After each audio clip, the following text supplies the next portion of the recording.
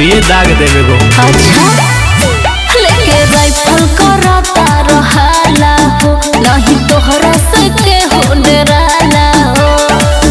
काहे बंद करहता भे मोर रे।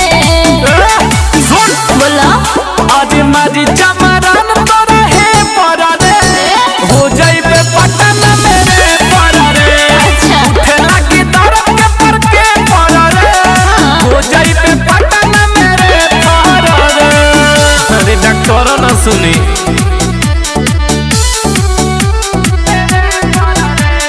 म्यूजिक बाय विकास रोशन।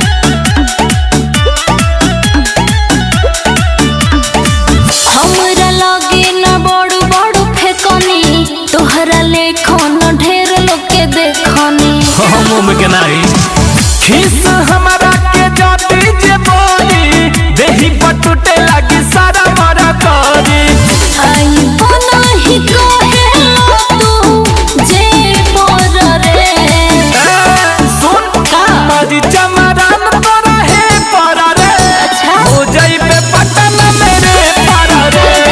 उठे लगी दर्द के पर के पर रे, हो जाइबे पटन मेरे पर रे। अरे बहुत देखनी।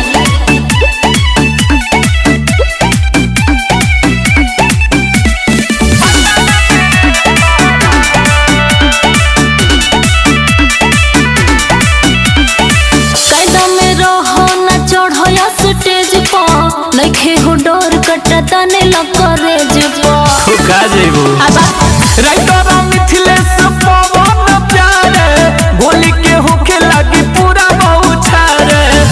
रोशन विकास हो छवि पेपर में।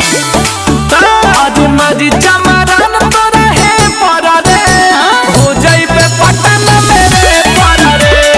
उठे लगी दर्द के पर के पर रे, हो जाइबे पटन मेरे पर रे। ठीक बाए हुजूर।